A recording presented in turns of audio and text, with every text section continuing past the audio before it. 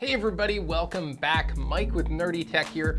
Today we're going to talk about a really cool feature within PowerPoint called the morph effect. This is something that I didn't know existed for years of using PowerPoint. I knew all of the transitions, that sort of thing, but I had no idea that this effect was there. So I'm going to show you how to use it to get a really cool zooming in effect with your PowerPoint slides. It's actually super cool. So let's jump right into it.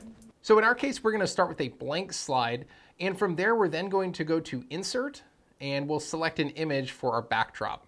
So I'll just go to Pictures, Picture from File, and we'll go ahead and pick our image right here and hit Insert. Now at this point, your first objective with this slide is just to generally resize the image to fit the background. It doesn't have to fit it perfect, but it does have to fill all of the white space. So in this case, I'll just resize it until it kind of snaps me into place. That looks good.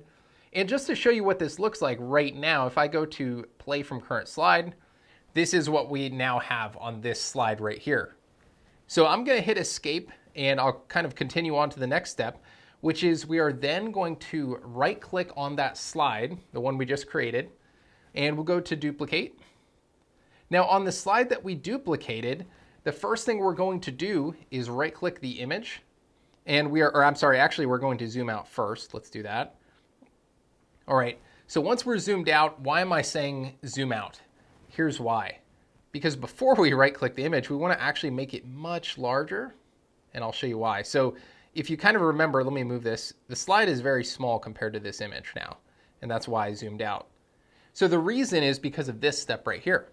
We're going to right click on it, and we'll then go down to crop. And what this is going to allow us to do is it gives us these little black bars on the bottom left and right sides and top, of course. What you need to do at this point is resize the image to the actual slide shape. So it's kind of hard to see on screen capture, but I'm going to drag it so that it just kind of roughly fits, should be right there, the slide shape. So I'm going to do the same with the left, and it's kind of hard to see. You can see it's like a really faint white line. We can see it there. We'll drop it right there.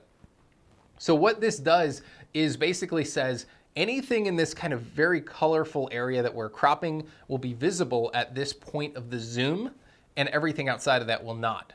In our case, I think I want the first zoom, I want it to be like maybe somewhere like right there. That looks good.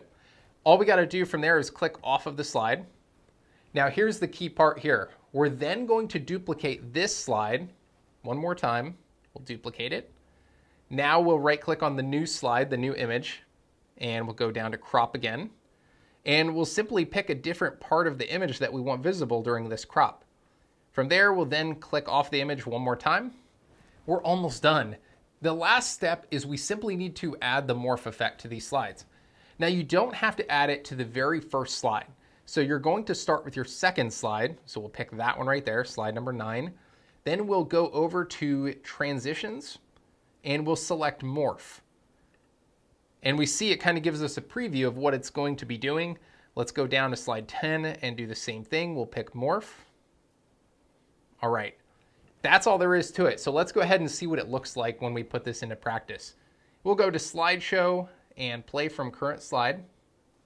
So now what happens is we see the first slide that we created with the image, the regular image kind of zoomed out.